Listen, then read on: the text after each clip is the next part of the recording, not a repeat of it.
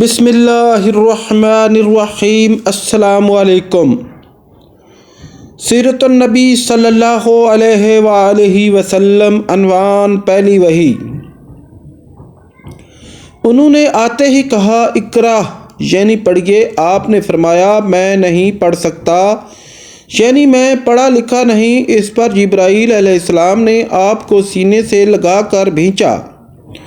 آپ فرماتے ہیں انہوں نے مجھے اس زور سے بھینچا کہ مجھے موت کا گمان ہوا۔ اس کے بعد انہوں نے مجھے چھوڑ دیا۔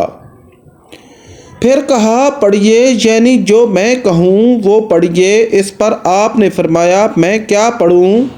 تب جبرائیل علیہ السلام نے سورۃ فلق کی یہ آیات پڑھیں۔ ترجمہ: اے پیغمبر صلی اللہ علیہ وآلہ وسلم، آپ پر جو قرآن نازل ہوا کرے گا اپنے رب کا نام لے کر پڑھا کیجیے، یعنی جب پڑھیں بسم اللہ الرحمن الرحیم کہہ کر پڑھا کیجیے۔ جس نے مخلوقات کو پیدا کیا، جس نے انسان کو خون کے لوتھڑے سے پیدا کیا، آپ قرآن پڑھا کیجیے۔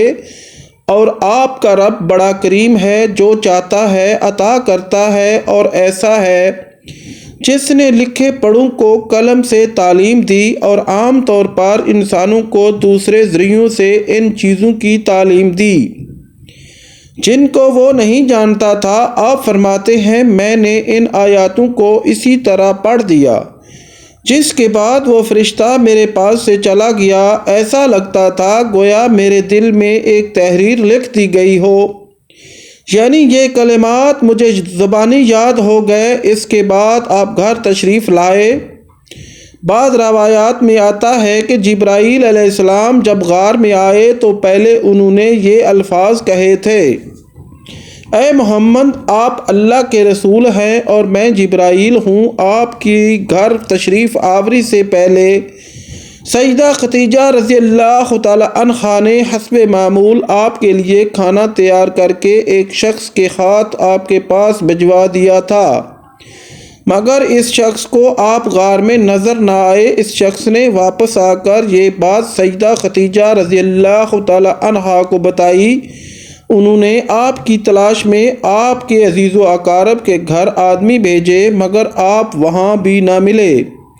اس لیے سیدہ خدیجہ رضی اللہ تعالی عنہا پریشان ہو گئیں۔ وہ ابھی اسی پریشانی میں تھیں کہ آپ تشریف لے آئے۔ آپ نے جو کچھ دیکھا اور سنا تھا اس کی تفصیل سیدہ خدیجہ رضی اللہ تعالی عنہا سے بیان فرمائی۔ حضرت جبرائیل کا یہ جملہ بھی بتایا کہ اے محمد، آپ اللہ کے رسول ہیں۔ یہ سن کر سیدہ خدیجہ رضی اللہ تعالی عنہا نے کہا آپ کو خوشخبری ہو، آپ یقین کیجئے، قسم ہے اس ذات کی جس کے قبضے میں میری جان ہے، آپ اس امت کے نبی ہوں گے۔ پھر سیدہ خدیجہ رضی اللہ تعالی عنہا آپ کو اپنے چچا زاد بھائی ورقہ بن نوفل کے پاس لے گئیں۔ غار والا سارا واقعہ انہیں سنایا۔ ورقہ بن نوفل پرانی کتابوں کے عالم تھے۔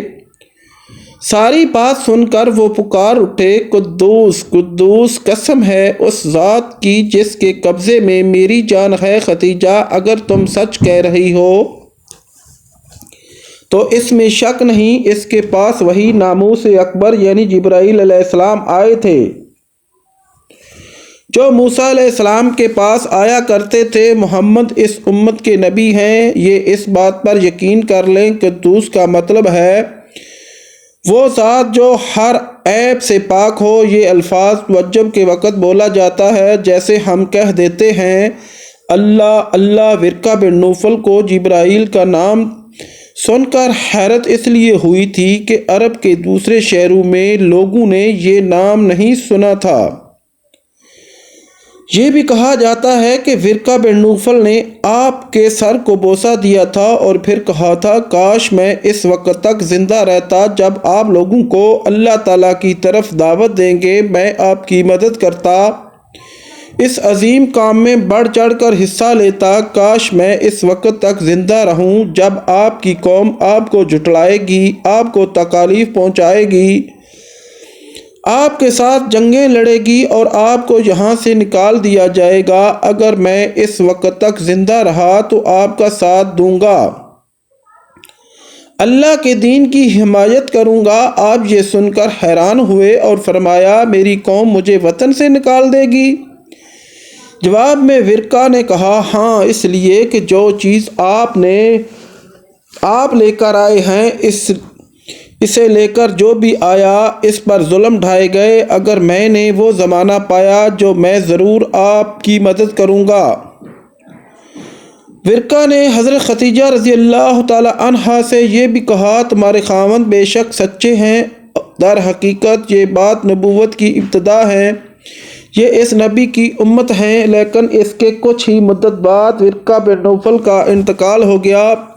انہیں حجون کے مقام پر دفن کیا گیا۔ چونکہ انہوں نے آپ کی تصدیق کی تھی اس لیے نبی کریم صلی اللہ علیہ وآلہ وسلم نے ان کے بارے میں فرمایا ہے میں نے ورقہ کو جنت میں دیکھا ہے، ان کے جسم پر سرخ لباس تھا۔ ورقہ سے ملاقات کے بعد آپ گھر تشریف لے آئے، اس کے بعد ایک مدت تک جبرائیل علیہ السلام آپ کے سامنے نہیں آئے۔ درمیان میں جو وقفہ ڈالا گیا اس میں اللہ تعالیٰ کی یہ حکمت تھی کہ آپ کے مبارک دل پر جبرائیل علیہ السلام کو دیکھ کر جو خوف پیدا ہو گیا تھا اس کا اثر زائل ہو جائے اور ان کے نہ آنے کی وجہ سے آپ کے دل میں وحی کا شوق پیدا ہو جائے۔ چنانچہ ایسا ہی ہوا۔ جبرائیل علیہ السلام کی آمد کے بعد سلسلہ رک جانے کے بعد آپ کو صدمہ ہوا۔ کئی بار آپ پہاڑوں کی چوٹیوں پر چڑھ گئے تاکہ خود کو وہاں سے گرا کر ختم کر دیں، لیکن جب بھی آپ ایسا کرنے کی کوشش کرتے جبرائیل علیہ السلام آپ کو پکارتے اے محمد صلی اللہ علیہ وآلہ وسلم، آپ حقیقت میں اللہ تعالیٰ کے رسول ہیں۔ یہ کلمات سن کر آپ سکون محسوس کرتے، لیکن جب پھر وحی کا وقفہ کچھ اور گزر جاتا تو آپ بے قرار ہو جاتے، رنج محسوس کرتے اور اسی پہاڑ کی چوٹی پر چڑھ جاتے۔ چنانچہ پھر جبرائیل علیہ السلام آ جاتے اور آپ کو تسلی دیتے۔ آخر دوبارہ وحی ہوئی۔ سورۃ مدثر کی پہلی 3 آیات اتری۔ ترجمہ: اے کپڑے میں لپٹنے والے اٹھو، یعنی اپنی جگہ سے اٹھو اور تیار ہو جاؤ، پھر کافروں کو ڈراؤ اور پھر اپنے رب کی بڑائیاں بیان کرو اور اپنے کپڑے پاک رکھو۔ اس طرح آپ کو نبوت کے ساتھ تبلیغ کا حکم دیا گیا۔ ابن اسحاق لکھتے ہیں سیدہ خدیجہ رضی اللہ تعالی عنہا پہلی خاتون ہیں جو اللہ اور اس کے رسول پر ایمان لائیں اور اللہ کی طرف سے جو کچھ حضرت صلی اللہ علیہ وآلہ وسلم لے کر آئے اس کی تصدیق کی۔ مشرکین کی طرف سے آپ کو جب بھی تکلیف پہنچی، صدمہ پہنچا، سیدہ خدیجہ رضی اللہ تعالی عنہا نے آپ کو دلاسا دیا۔ سیدہ خدیجہ رضی اللہ تعالی عنہا کے بعد دوسرے آدمی حضرت ابوبکر صدیق رضی اللہ تعالی عنہ ہیں جو آپ کے پرانے دوست تھے۔ انہوں نے آپ کی زبان سے نبوت ملنے کا ذکر سنتے ہی فوراً آپ کی تصدیق کی اور ایمان لے آئے۔ بچوں میں سیدنا علی رضی اللہ تعالی عنہ ہیں جو آپ پر پہلے ایمان لائے اور ان کے ایمان لانے کا واقعہ کچھ اس طرح ہے۔ ایک دن آپ حضور نبی کریم صلی اللہ علیہ وآلہ وسلم کے پاس تشریف لائے۔ اس وقت سیدہ خدیجہ رضی اللہ تعالی عنہا بھی آپ کے ساتھ تھیں اور آپ ان کے ساتھ چھپ کر نماز پڑھ رہے تھے۔ انہوں نے یہ نئی بات دیکھ کر پوچھا یہ آپ کیا کر رہے ہیں؟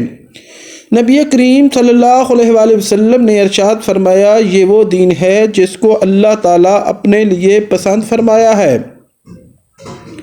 اور اس کے لیے اللہ تعالیٰ نے اپنے پیغمبر بھیجے ہیں۔ میں تمہیں بھی اس کی طرف دعوت بلاتا ہوں، لات اور عزی کی عبادت سے روکتا ہوں۔ حضرت علی نے یہ سن کر عرض کیا یہ ایک نئی بات ہے، اس کے بارے میں نے آج سے پہلے کبھی نہیں سنا، اس لیے میں اپنے بارے میں ابھی کچھ نہیں کہہ سکتا، میں اپنے والد سے مشورہ کر لوں۔ ان کا جواب سن کر آپ نے ارشاد فرمایا علی اگر تم مسلمان نہیں ہوتے تو بھی اس بات کو چھپائے رکھنا۔ انہوں نے وعدہ کیا اور اس کا ذکر کسی سے نہ کیا۔ رات بھر سوچتے رہے، آخر اللہ تعالیٰ نے انہیں ہدایت عطا فرمائی۔ سویرے آپ کی خدمت میں حاضر ہوئے اور مسلمان ہو گئے۔ علماء نے لکھا ہے اس وقت حضرت علی کی عمر 8 سال کے قریب تھی۔ اس سے پہلے بھی انہوں نے کبھی بتوں کی عبادت نہیں کی تھی۔ وہ بچپن ہی سے نبی اکرم صلی اللہ علیہ وآلہ وسلم کے ساتھ رہتے تھے۔ ناظرین، ایسی مزید ویڈیو دیکھنے کے لیے ہمارے چینل کو سبسکرائب، شیئر اور لائک کریں اور اللہ تعالیٰ کے کسی ایک نام کا کمنٹ ضرور کریں۔ شکریہ۔